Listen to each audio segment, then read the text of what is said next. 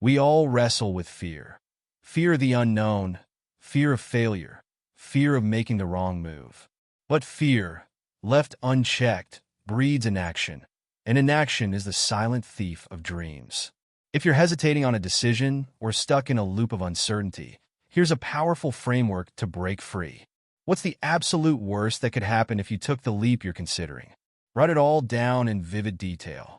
What doubts, fears, or what-ifs surface? How bad would the impact really be on a scale of 1 to 10? Would it be permanent?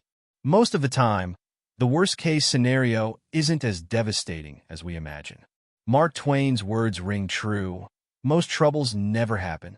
If the worst had happened, how could you fix it? Could you apologize, rebuild, or find a temporary solution to stabilize the situation? Recovery is often far easier than we assume. Write out steps to regain control, even if only temporarily. Now envision the flip side. What are the most likely benefits of taking action?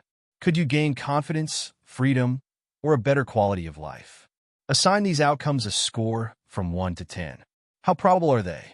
Remind yourself that countless others, often with fewer resources or less intelligence, have taken similar risks and succeeded. Imagine being fired today. What would you do to regain financial stability? Could you pivot to a new career or find a similar job if needed? This exercise proves that even drastic changes are survivable and often lead to surprising opportunities. Here's the hard truth. What you're most afraid of doing is likely what you need to do the most. Whether it's a tough conversation, a career pivot, or chasing an ambitious dream, fear thrives on avoidance. Define the worst-case scenario, accept it, and take the plunge. Success in life often correlates to the number of uncomfortable actions you're willing to take. Resolve to do one thing you fear every day. It's a habit that breeds transformation.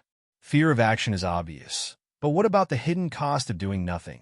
Write down the financial, emotional, and physical toll of staying where you are. Imagine your life in 1 year, 5 years, or 10 years if you continue down the same path. How will it feel to look back and realize you let fear dictate your choices? If your answer revolves around timing, convenience, or readiness, the truth is simple. You're afraid. Acknowledge that fear, then move forward anyway. The cost of inaction is far greater than the risk of most failures. And even if you stumble, the road back is rarely as daunting as it seems. Fear isn't something to avoid. It's something to confront, define, and neutralize. By answering these questions and taking consistent action, you transform fear from a roadblock into a stepping stone. As Twain reminds us, most of the troubles we fear will never happen. What's stopping you from taking that first step? Write it down, define it, face it, then act. Because the only way forward is through.